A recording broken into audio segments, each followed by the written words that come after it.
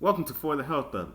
I'm your host, Corian K. Paget, and this is your number one source for all things sports, health, and fitness related. Oh, hold on, Coach. What does For the Health of It stand for? Good question, Austin. The four and For the Health of It stands for our four principles, which are mindset, movement, nutrition, and recovery. Okay, cool. Let's do it for the health of it then.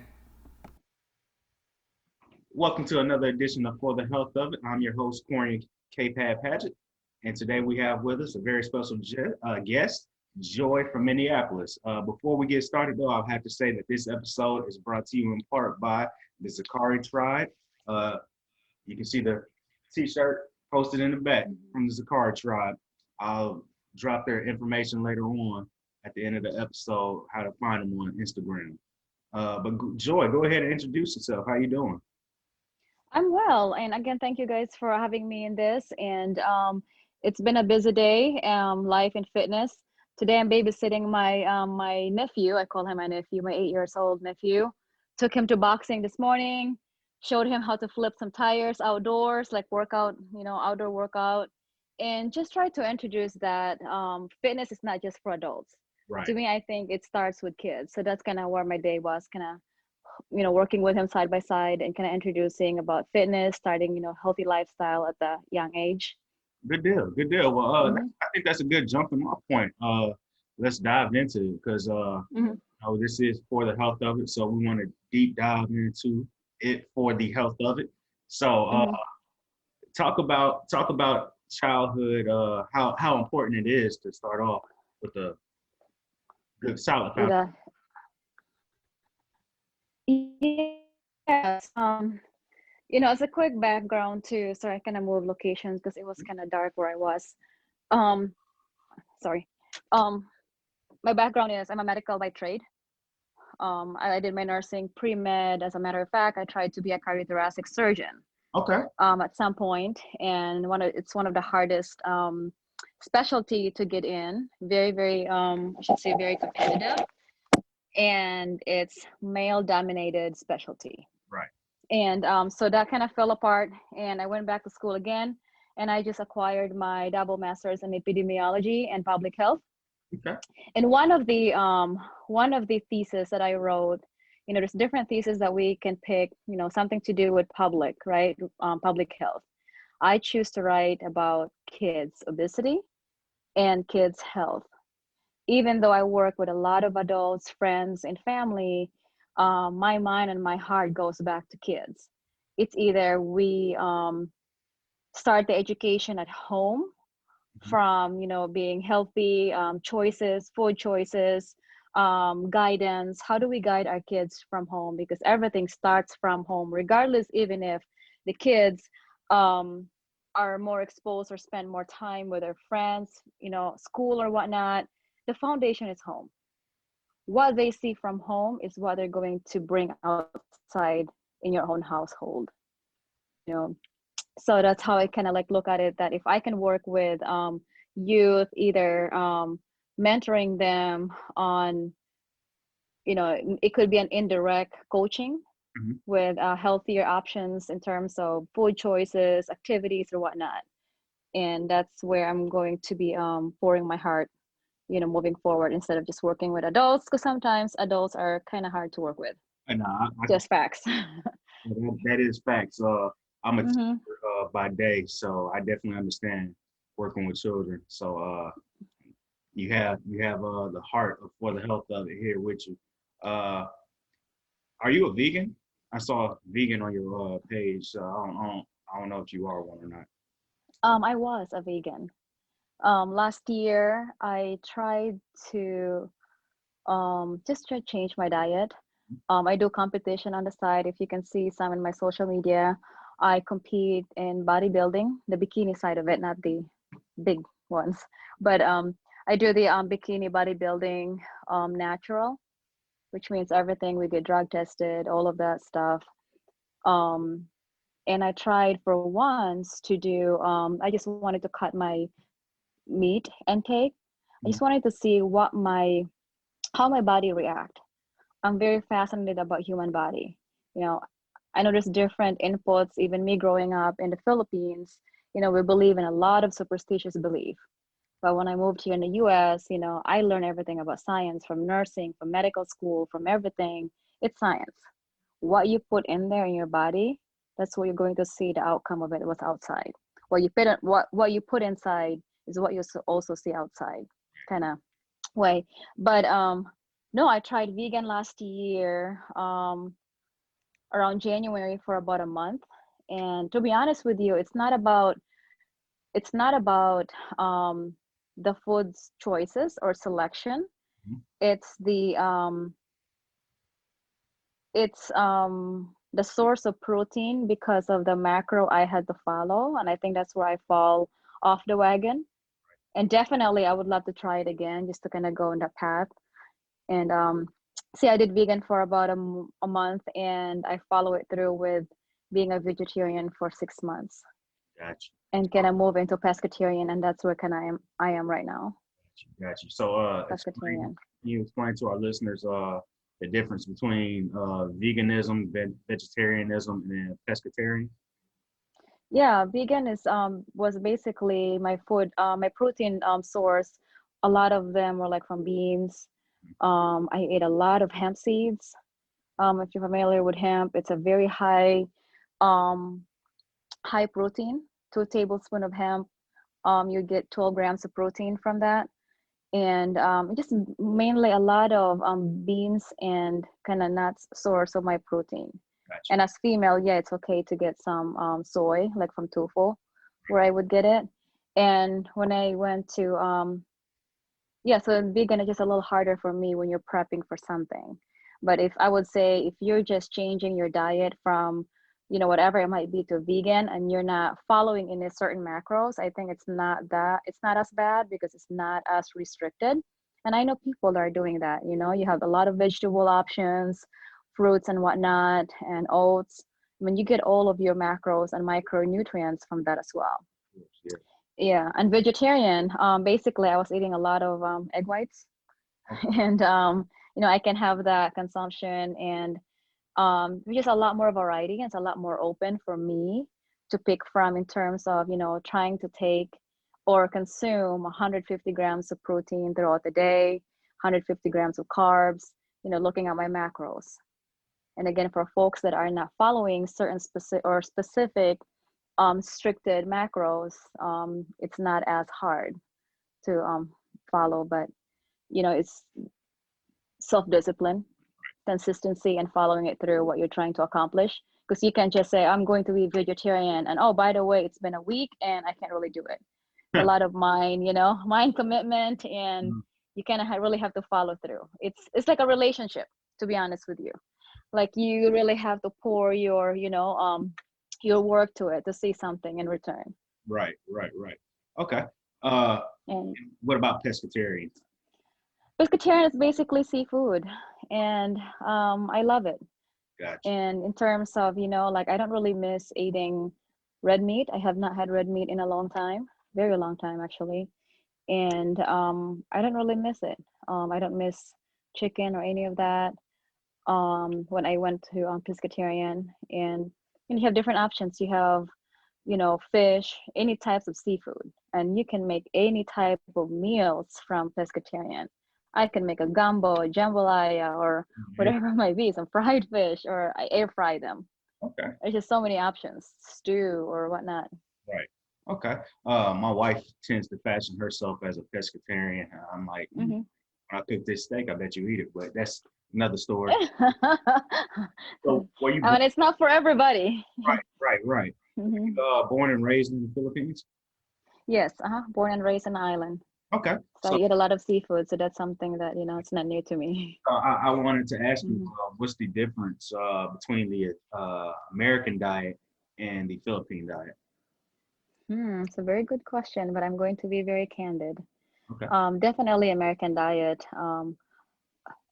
There's a lot of processed food, Mhm. and I'm just going to be, again, very candid. People will see this, that there's huge difference. Back home, everything that we eat, we cook them Gotcha. fresh, either from the garden or the water. Mhm. All the seafood, and even we'll just say chicken. we would get the chicken from the yard or whatnot, and they would butcher the chicken and cook it. So we don't really, I'm not used to seeing frozen stuff at all. You rarely see that in the grocery store. Everything in the grocery store are like fresh vegetables, fruits, source of meat. They're all fresh. And we rarely have microwaves because we don't even microwave food. Okay. And there are fast food, but the fast food is different to the food that we sell. Mhm. Like we'll just say we do have McDonald's there. Right. And the people that buy or go there are mainly college students. So that's like the source of quick food, but the food that they serve is not like here in the US. It's not fried, it's actually rice. They serve rice, they serve spaghetti, and it's just different types of food. It's the food that we normally eat. Okay. Okay. I mean, that makes sense. That makes sense. Mm-hmm. I mean, it's a different culture, so it's going to have a different diet at the fast food restaurant. So that does make sense to me. Uh, Mm-hmm. let's talk about your tenure in bodybuilding. When was the last Mm-hmm. time you competed? Sorry, some call went through. Oh, you The last time I competed was last year, May. And the entire prep, I prepped it for 6 months. That's when I did the vegan vegetarian. got you. Yes. Okay. And Mm-hmm. was that how long had you been competing up to that point, and do you still plan on competing in the future? Yes, sir. Still planning to compete next year. I'm planning to compete next year. I've been competing since 2017, and it's a different type of sports, I would say. It's a different mindset, and it's a different type of discipline. Mhm. Even though, some athletes, you play sports as a team, you play sports as individual. I was in track and field, I play softball growing up, and I play volleyball, all of those other sports. When it comes to bodybuilding, it's a whole different story. And as a matter of fact, I did a post about this, I think it was last week. I don't know if you're familiar with Greg Jennings. Yeah. He's a retired NFL player for the Green Bay Packers. Mhm. So one of the biggest natural bodybuilding in the country, actually, the promoter is my mentor. And I was part of his show, just kind of like helping them out and everything. And I saw him on stage and I was like, and everybody was just screaming, right? It was good old Jennings. And I talked to him backstage. So I asked him the question and I said, what made you decide to do bodybuilding? Now he's a retired, pro NFL. And what's the difference? Mhm. And basically what we talk about that regardless of what sports you play, either pro or not, individual sports or whatnot, when it comes to bodybuilding, it's a whole different beast because you are training and prepping yourself against you. Right. Basically every day you're trying to create a better version of yourself, and you look at your body, your body changes. We do take pictures all the time, we take progress photos. I mean, little tiny growth of your muscle, we notice it. Right. And it's a whole different level of mentality, like, oh my goodness, like it actually works. I've been working on this for a month, but the mindset is just a whole different beast when it comes to bodybuilding.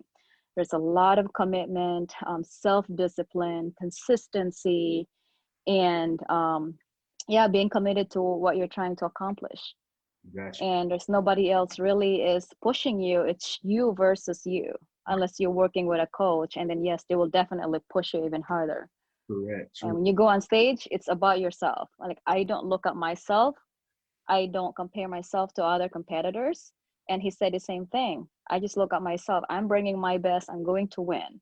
And if I will not take the best of what I'm hoping for, then I will work harder next time to bring even my best next time around. I like that. I like that. So you said you compete in the natural division. Mm-hmm. Do you have goals and aspirations of competing for the Arnold or the Olympia titles, even though those aren't tested? Not really. I have to be honest with you. That is going to be very hard to accomplish, I would say, because there's not just, if you're training everything natural, right? All I do is I eat my prep food. The only thing that I take is my multivitamins. I'm not taking no enhancement, any of that stuff. Right. And don't get me wrong, if when people see this, I know people that compete on those. Mhm. Nothing's against them, it's more power to them. That's their whatever choice and decision. But I do know people that take some to even, see quicker results and whatnot. Right. And it's not for me. Okay. And I'm not going to compete against, anybody like that. And, even though I will continue to work towards myself, it's just not for me. And I truly enjoy the natural federation Okay. and support them as well. Okay. All right. I like that. I like your response to that. So let's go down. You mentioned you study epidemiology. Can you go a little bit into that and what that is a study of? Epidemiology, basically we study disease, Okay. all types of disease. And um, during my internship I work closely with CDC, World Health Organization, state public health, and working with local providers. And we could be concentrating specific disease, we'll just say a virus or whatnot. And we would be looking at what type of treatments, medications, plans, preventative for that specific disease. Right. And we would look and we study more what caused that disease. Is it just a virus, a fungus, or whatnot? And where does it attack in the human body? And yeah, and then kind of work with CDC and work with the providers, and we come up with a plan and share that with the state, and the state use it and release it to hospitals, and the doctors use it. Good deal. Good deal. And talk about the public health discipline. Can you go a little bit into that? Um, yeah, it's my major, that epidemiology and public health. So basically, instead of me focusing on a national level, I focus more on the state and my local public health. So Yeah. we have different concentration that we can pick from. And like I said, I could have picked the World Health Organization that would look at it more globally. Mhm. So when we talk about that, so yes, I could be studying Ebola or whatnot, but I thought that I can start here locally, here in Minnesota, or even just the US alone. Right. There's not a bracket. I start with Minnesota public health and kind of look at what are the statistics, what are the most, the top 10 disease that we occur or happen here, or we encounter here in Minnesota, and the numbers, what are the treatments, what are the preventative kind of approach for those. And when I say disease, human, we think about that it might just be a virus. Right. Being that a diabetes is a disease, Mm-hmm. being obese is a disease. Mm-hmm. So that's why I kind of mentioned earlier that my focus was studying more children's obesity, Right. because the rate just went up, 11% since 2000, since 2008. Right. It went up 11% for kids. And again, it's just, there's a lot of things that they could have done, differently. Get the kids involved, get them outside, limit with their phone, TVs and whatnot. Uh, it's well, it's not funny, but lack of a better word, ironic or coincidental, I guess would be the better term. I studied exercise science in college for my undergrad, and Mm-hmm. they used to say, childhood obesity or childhood diabetes, Mm-hmm. childhood diabetes. Mm-hmm. But they're tending to get away from that and starting to go with type 1 and type 2, even when talking about children, Mm-hmm. because a lot more children are developing type 2 diabetes, and that is Mm-hmm. a sad situation. And you mentioned Minnesota. I don't know if you can tell, but I have a little twang in my voice here in Mississippi, and we Mm-hmm. tend to rank poorly when it comes to Mm-hmm. health. How does Minnesota rank in terms of health? Um, Minnesota, the last study was that I kind of got more involved was 2015, Mhm. very closely, because when I went to pre-med at that time, um, we are top 10 Okay. Oh, in wow. the US, yes, and top 5 in education. Oh, nice. Yes, and also employment is we are also in the top 10 in the US. Okay. But it's because honestly, even we're in the Midwest and we have this, very harsh winter. Mhm. I'm, I've been here long enough and I've seen the changes that what our community are doing, or even like local cities. Right. We have the most, we call it Greenway. It's a biking trail that connects almost every city in Minneapolis, not just Minneapolis, but suburbs as well. Okay. Because I could bike from here. I live in the city. I live about 5 minutes to downtown Minneapolis. I can bike to Duluth, Minnesota, and that's a 2 hours drive. I did. I bike it before. It took me like 3 days with a bunch of friends. Right. But there's a trail, like a beautiful biking trail that you can ride all the way there. Anywhere in the city, there is a regular, vehicle lane, and there's also a bike lane wherever you go. It's just so biking friendly. The city have rental bikes everywhere. Even in my little knickknack neighborhood, you can rent a bike, and they make it available for everybody that, you can walk or you can rent a bike and you can go anywhere. Okay. Very much, accessible to anybody. Nice, nice, nice. You mentioned top 10 in health, top 5 in education, and Hmm. also very high in Employment. employment rate. Uh, Hmm. a lot of people, my wife definitely always brings this up, those three things. And can you talk Hmm. about how there's an interrelation between those three: employment, health, and education? Um, yeah, I would definitely say yes. Because not only that, in terms of employment, we're just the state lucky enough. We have the 3M headquarters here.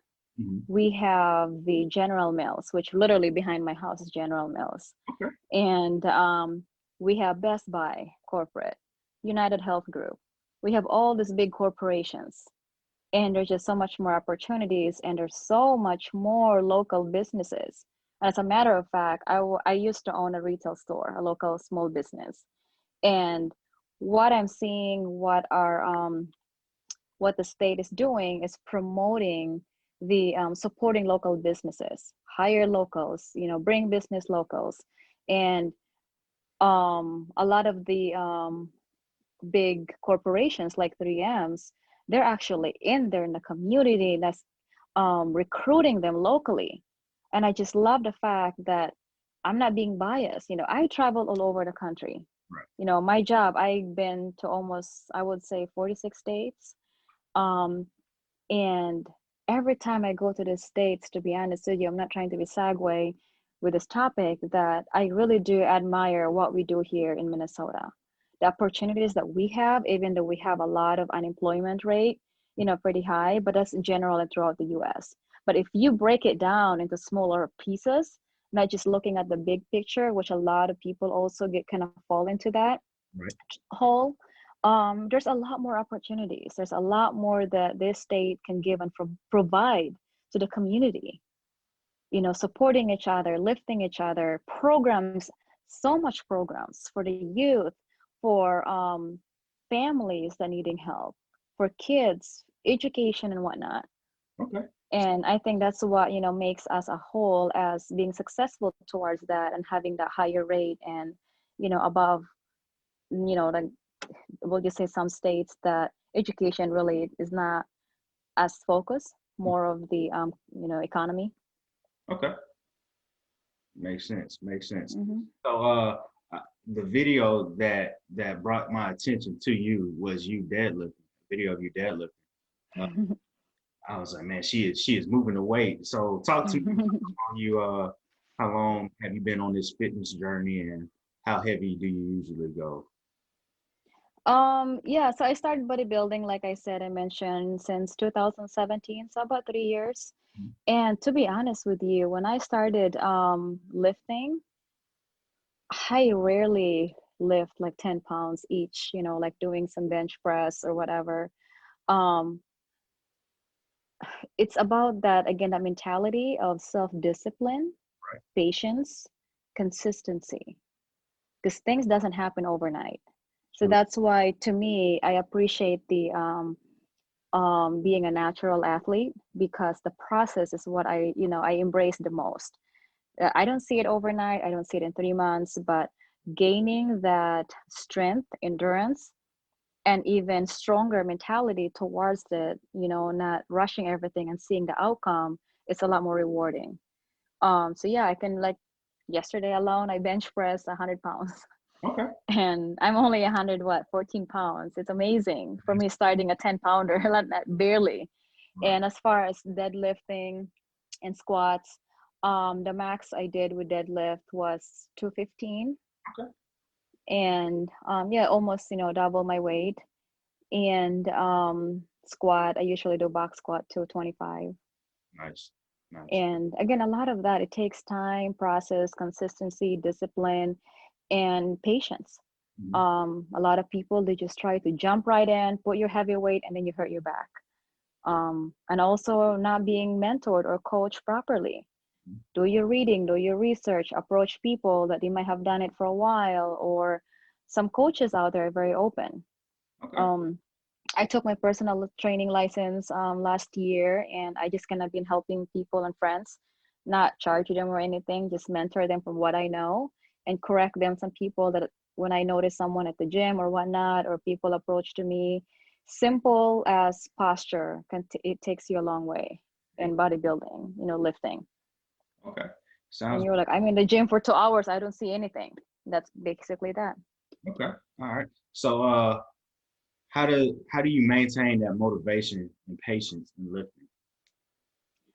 Um, having a set goal. I have the goal of, I want to be able to lift or squat over 200 pounds. I don't have a set date, but I will get there. I don't have a date. I would say in about a year or 6 months, I want to be able to do that. Gotcha. But I follow a program of, you build your resistance first, you build endurance, and then you build the strength.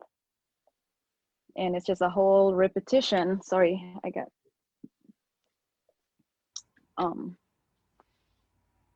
but yeah, it's just that consistency, patience, and trusting the whole process. Gotcha. Gotcha. So one of our major questions we always have on the show is what is your why? So why do you do what you do? We know you're a bodybuilder, you're an epidemiologist. What is your why? It's rewarding. Okay. It's rewarding, and also why I do it, to be able to make an impact to others, help in any ways, coaching and mentoring. And like I said, not just family and friends. I actually have IG followers that reach out to me. Gotcha. And I've been creating some plans and mentoring with these people that I don't even know. And that, to me, right there, like that, I make an impact. And at some point in life, 3 years ago, that was my vision. Like, I want to do something, make that difference and make that change and self-discipline towards myself. If I'm able to do it, then I can make an impact to others, and I can show them that you can do it. Right. It can happen. And regardless what challenges you may have with your health and whatnot, don't let it discourage you. Okay. Because we always have those challenges and downfalls with what we're trying to accomplish. You fall off the wagon, and it's okay. You can always, it happens. As long as you have your mindset and mentality and commitment that I will pick up myself right back up and I will get back at it.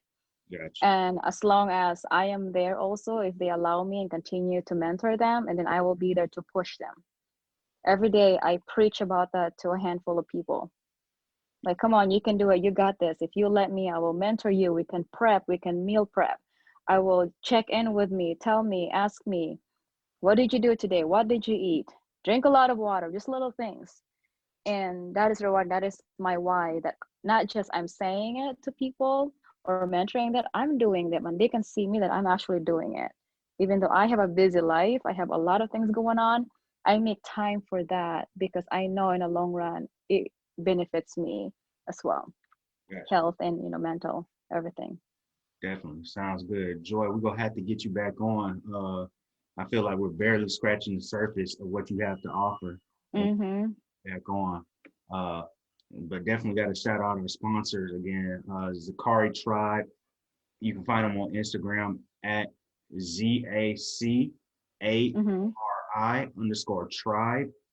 Again, that's ZACRI underscore tribe. That's the Mm-hmm. Cardi Tribe, and they do athleisure type wear and I got it. a nice uh, elite style of clothing. So definitely shout Okay. out to the Cardi Tribe. Enjoy. Before we let you go, if you could shout out your social medias and how people can find you. You guys can follow me and find me Joy Fit Health and Wellness. And basically, anything's fitness, anything towards your health and wellness. You can follow me, you can reach out to me, you can DM me, ask me, whatever. I am here to help you guys, regardless who you are, race, ethnicity, color, religion, and whatnot. I am here for everybody. Sounds good. Joy, we appreciate you being on. This has been another episode of For the Health of It, and I'm your host, Corey K-Pad Paget. Thank you guys. It is my pleasure again. And stay healthy, stay fit, and drink your water. All right.